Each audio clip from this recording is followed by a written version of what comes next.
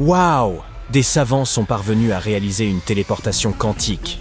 Et vous vous imaginez sans doute qu'un jour, vous pourriez vous retrouver sur une plage aux Maldives en une demi-seconde, en partant directement d'un village enneigé de Finlande. Pensez aux économies sur les billets d'avion.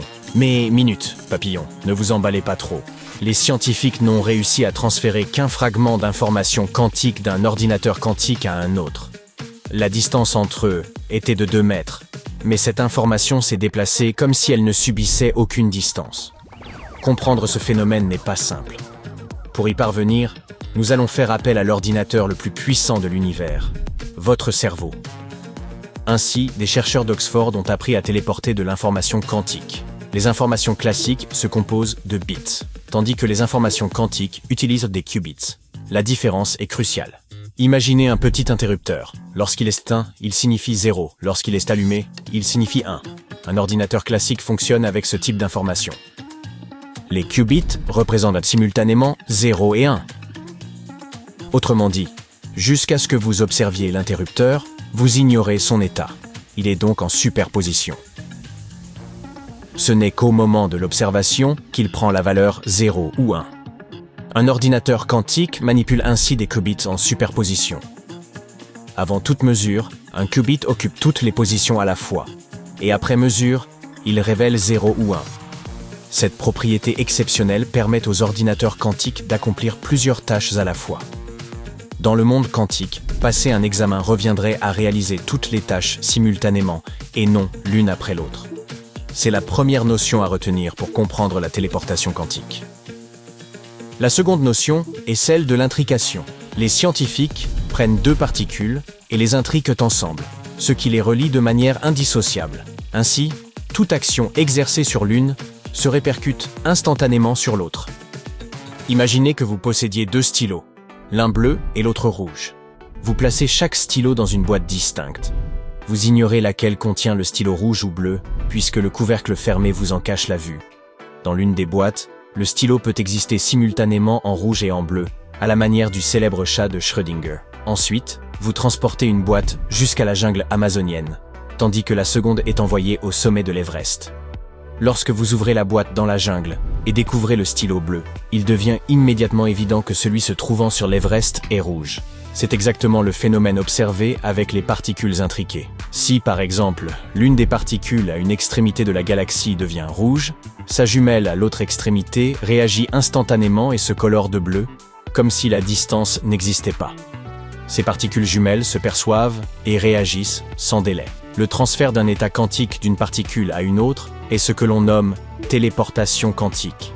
Cependant, les scientifiques en ont conscience depuis longtemps. Alors, qu'ont-ils donc découvert de nouveau?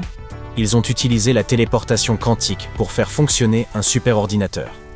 Les ordinateurs traditionnels communiquent via des câbles, le Wi-Fi ou un réseau local, permettant un transfert rapide de l'information, mais il ne s'agit là que d'un mouvement classique des données. Chaque bit transmis possède une vitesse déterminée, contrairement à la téléportation. Désormais, grâce à cette technologie quantique, il devient possible de téléporter l'information plutôt que de la transmettre. Les ordinateurs quantiques demeurent aujourd'hui très fragiles et volumineux. Le moindre geste maladroit peut les endommager. Grâce à la téléportation quantique, leurs composants peuvent être reliés pour former un superordinateur puissant, même lorsque ces éléments sont physiquement éloignés. Jusqu'à présent, la distance atteinte est de 2 mètres, mais les expérimentations se poursuivent. Nous comprenons donc que 2 particules réagissent comme si la distance n'existait pas. Mais qu'est-ce qui est réellement téléporté dans un ordinateur? Il faut solliciter davantage notre réflexion.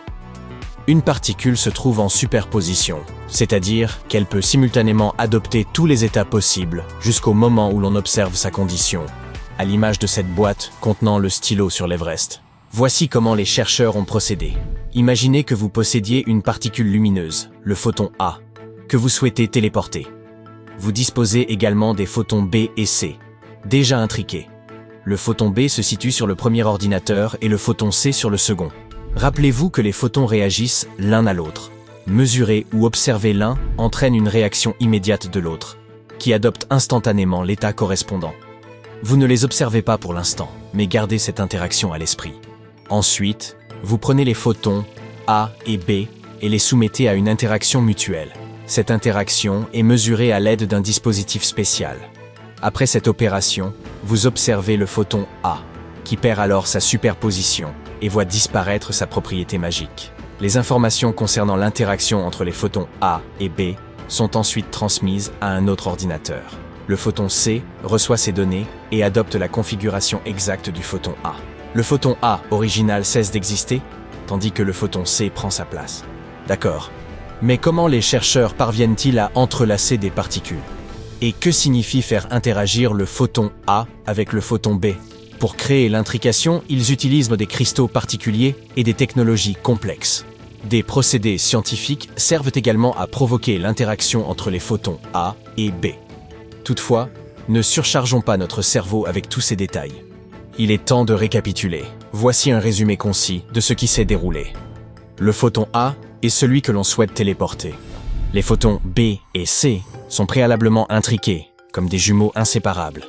Les photons A et B interagissent, puis nous lisons A. Ces informations sont transmises au photon C. Il devient alors la réplique exacte du photon A, lequel disparaît. En 2002, des scientifiques ont réussi à téléporter un faisceau laser de cette manière. En 2006, ils ont transféré les informations d'un laser vers un nuage d'atomes. N'insistez pas, cela paraît déjà extrêmement complexe. Puis, en 2012, ils ont réussi à téléporter un photon d'un bout à l'autre de la ville. Aujourd'hui, les chercheurs sont même parvenus à téléporter l'état quantique d'un qubit entre deux ordinateurs. Si cette technologie continue de progresser, il sera possible de remplacer des composants à l'intérieur des ordinateurs, sans avoir à les démonter.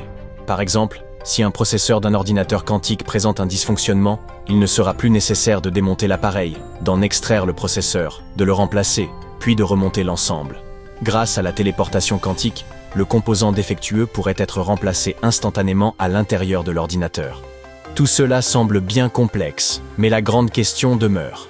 Pourra-t-on un jour téléporter des êtres humains? Plusieurs obstacles subsistent.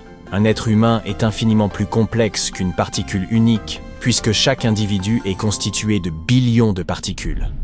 Par ailleurs, un modèle de téléportation quantique appliqué à l'humain s'illustrerait ainsi. Chaque particule de chaque atome, au sein de chaque molécule de votre corps, serait mesurée dans les Alpes. Toutes ces données seraient ensuite transmises aux pyramides de Gizeh.